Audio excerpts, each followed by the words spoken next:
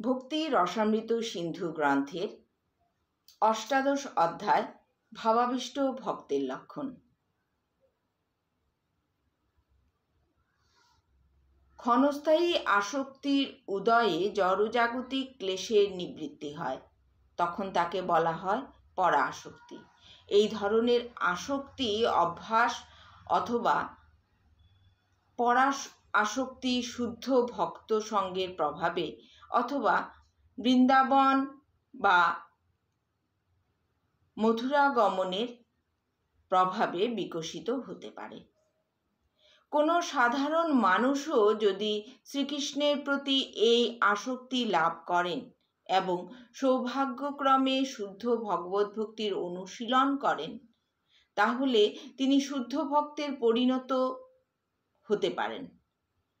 অর্থাৎ চিন্ময় আসক্তি এত শক্তিশালী যে এই আসক্তি লাভ করে শুদ্ধ ভক্তের সঙ্গ করার ফলে সাধারণ মানুষও সিদ্ধ অবস্থা প্রাপ্ত হতে পারেন। কিন্তু শুদ্ধ ভক্তের পবিত্র সঙ্গের প্রভাবে আশীর্বাদ পুষ্ট না হলে শ্রীকৃষ্ণের প্রতি এই আসক্তি লাভ করা যায় না। শুদ্ধ ভক্তের সঙ্গের প্রভাবে যেমন আসক্তির উদয় হয়, তেমনি শুদ্ধ ভক্তের চরণ কমলে অপরাধ করলে সেই আসক্তি নির্বাপিত হয়ে যায়। আরও স্পষ্টভাবে বলা যায়, শুদ্ধ ভক্তের সঙ্গের প্রভাবে শ্রীকৃষ্ণের প্রতি আসক্তির উদয় হয়, কিন্তু কেউ যদি শুদ্ধ ভক্তের শ্রীচরণ কমলে অপরাধ করে, তাহলে তার ছায়া আসক্তি অথবা পরা আসক্তি ক্ষয় হয়ে যেতে পারে। এই ক্ষয় অনেকটা পূর্ণ চন্দ্রের ক্রমশ ক্ষীণ হতে হতে অন্ধকারে বিলীন হয়ে যাওয়ার মতো। তাই শুদ্ধ ভক্তের সঙ্গ করার সময় সব সময় সচেতন থাকা উচিত, তাদের চরণে যেন কোনো অপরাধ হয়ে না যায়। শুদ্ধ ভক্তের প্রতি অপরাধের অনুপাতে ছায়া আসক্তি বা পরা আসক্তি ক্ষয় হয়ে যায়। যদি অপরাধ অত্যন্ত গুরুতর হয়, তাহলে আসক্তি সম্পূর্ণভাবে ক্ষয় হয়ে যায়। আর সেই অপরাধ যদি ততটা গুরুতর না হয়, তাহলে রতি মধ্যম অথবা কনিষ্ঠ শ্রেণীর হয়ে পড়ে।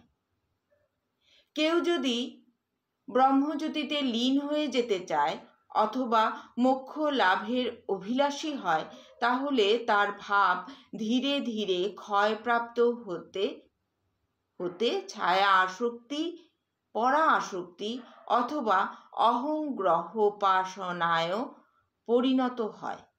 কোনো মানুষ যখন নিজেকে পরমেশ্বর ভগবান বলে মনে করে ভগবানের মতো পূজা লাভ করতে চায়, সেই আকাঙ্ক্ষাকে বলা হয় অহংগ্রহোপাসনা। আত্ম উপলব্ধির এই অবস্থার নাম অদ্বৈতবাদ। অদ্বৈতবাদীরা মনে করে যে তারা ভগবানের থেকে অভিন্ন। এইভাবে যেহেতু তারা ভগবানের সঙ্গে তাদের পার্থক্য নিরূপণ করে না, তাই তারা মনে করে যে তাদের নিজেদের পূজার মাধ্যমেই তারা পরম ঈশ্বরের পূজা করছে।